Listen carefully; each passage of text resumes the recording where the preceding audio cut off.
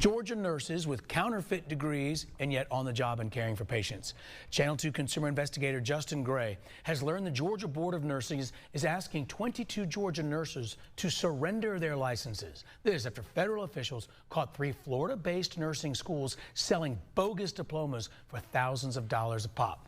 Justin with us now live tonight in downtown Atlanta. And it's just crazy to think that someone who maybe wasn't qualified, or put needles and otherwise into people, Justin.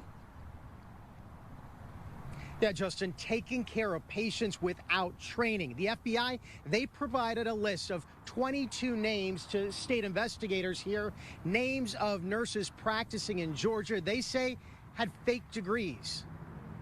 This is the letter sent by the Georgia Board of Nursing to 22 nurses practicing here in Georgia, alleging the school transcripts the nurses used to get their nursing license are, quote, fraudulent. Oh, concerning and alarming. Georgia's Secretary of State Brad Raffensperger oversees the nursing board. Those 22 nurses were given 30 days to voluntarily surrender their nursing licenses. So far, none of them have done that. Our job is to make sure that our people in Georgia, our patients, know that they have credentialed nurses that are practicing that. The Georgia nurses allegedly among the thousands who paid $15,000 each for a bogus diploma from 3 South Florida nursing schools.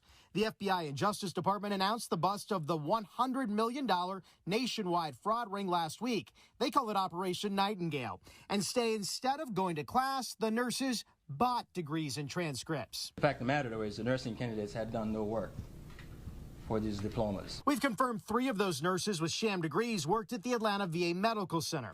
VA telling us, quote, within days of learning of this nationwide scheme, we removed 3 nurses from patient care at the Atlanta VA Medical Center. Their removal is very unfortunate, but patient safety is and must be our primary responsibility at VA. Secretary Raffensperger tells me the Georgia Nursing Board is now working with the FBI to get the evidence it needs to take action to revoke the licenses of any of the nurses who refuse to surrender them voluntarily.